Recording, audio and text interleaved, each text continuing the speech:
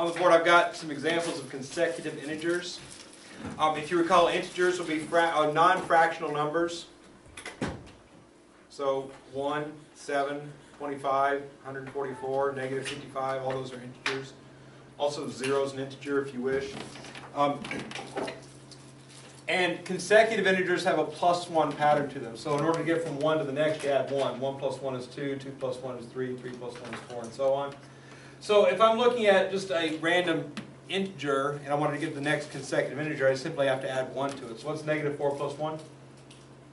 Negative 3. Negative 3. So the next one up is negative 3. Add 1 to that, we get negative 2. Add 1 to that, we get negative 1, and so on, right? So that's what consecutive integers are. What we're going to deal with today is going to be unknown consecutive integers. And one thing, if I haven't gotten this across to you yet, hopefully I'll say it again today and it might stick with you. But the fewer variables you use in a problem, the better off you're going to be. So if it says find 4 consecutive integers, I could call them A, B, C, and D if I want to. That uses 4 variables. But if I apply this +1 pattern and I say the first number n represents some integer that I don't know, the next one bigger than that would be one more, which is n plus 1. If I add 1 to n plus 1, I get n plus 2. If I add 1 to n plus 2, I get n plus 3. And just like that, I've identified 4 different numbers using a single variable n. And that's going to be the key to doing these problems. Consecutive integers go up 1 at a time. Parker, pick an integer. Any integer will do. 4. Okay, if this is 4, 4 plus 1 is 5, 4 plus 2 is 6, 4 plus 3 is 7. Just like that, we create consecutive integers, right?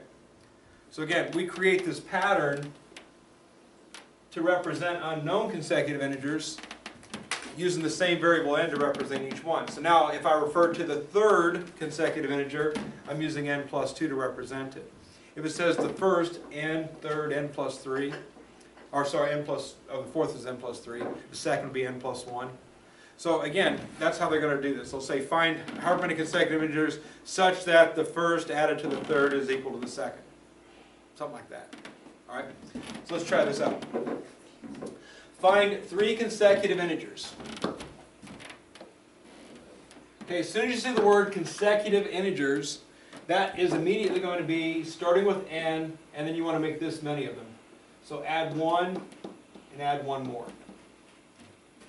And just like that, we've got the first, second, and third consecutive integers established as variable expressions. When you see the words such that, it means an equation is about to be written. Okay? And then we just start making the words. The sum of, anytime we see the words, the sum of, the difference of, the product of, the quotient of, we're looking for the word and.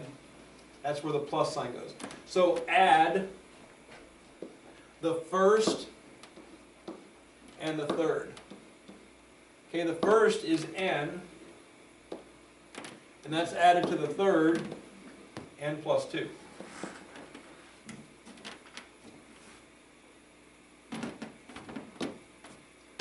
Okay, so the sum of, add the first and third, first n plus third n plus 2. The word is means equals, and 146 is the number 146.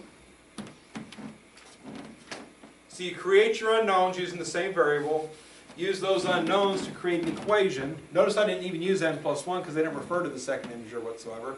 You don't have to use any of them. Only have to use ones they mention. And then n plus 2 equals 146. If I get the 2 over here, combine like terms over there, n plus n is 2n, 146 minus 2. That became negative because I moved it, equals 144. Just like that, we figured out the first number is 72. And 72 represents n, and n represents the first integer, right? The directions are to find 3 consecutive integers. So you found the first, then you add 1, then you add 1 more. And just like that, you get all 3. If you wanted to verify, as long as they're simple to verify, when they get more complicated to verify, hopefully you've practiced enough that you become pretty confident in yourselves. But these are consecutive integers, right? They're not fractions or decimals. The first and third is supposed to add up to 146. If I try it out, 72 plus 74 is 146. everything's supposed to happen happens, that's the right answer.